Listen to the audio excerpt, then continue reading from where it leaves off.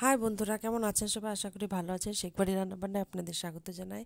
তো আজ আপনাদের সামনে একটা নতুন রেসিপি নিয়ে চলে এসেছি। নতুন বছরে একদম স্পেশাল রেসিপি, কদম পিঠা রেসিপি। তো ভিডিওটি প্রথম থেকে শেষ পর্যন্ত দেখতে থাকুন, আর ভালো লাগলে অবশ্যই চ্যানেলটিকে সাবস্ক্রাইব করে বেল আইকনটি প্রেস করে রাখুন। তো চলুন রেসিপিটি শুরু করি।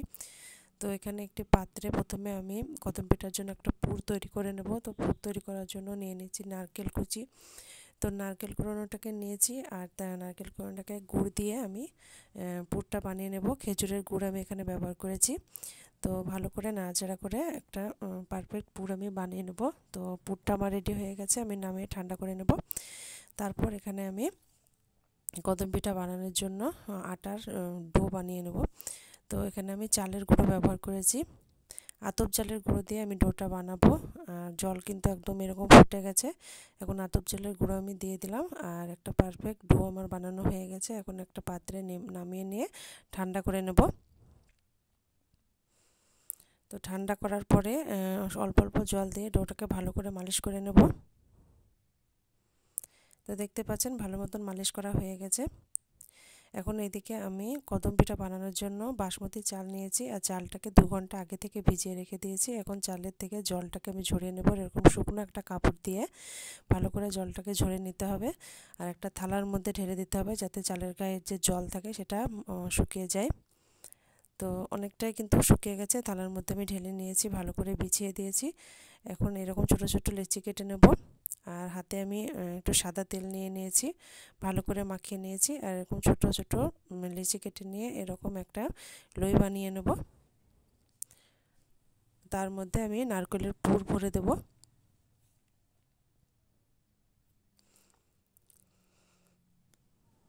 পুরটাকে ভরার পর এরকম আস্তে আস্তে চাপ দিয়ে একটা গোল বলের মতন শেপ দিয়ে দেব।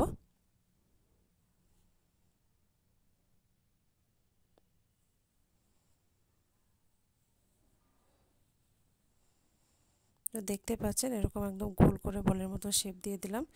এখন চালের মধ্যে দিয়ে ভালো করে আমি গড়াগড়ি করে দিয়ে এটাকে একটু ভালো করে গায়ে মিশিয়ে নিতে হবে, যাতে ভালোভাবে চালগুলো বলের মধ্যে লেগে যায়। দেখতে পাচ্ছেন একটু হাতে করে চেপে চেপে ভালো করে চালগুলোকে বলের গায়ে লাগিয়ে নিচ্ছি। তো এইভাবে আমি সবগুলোকে বানিয়ে নিয়েছি।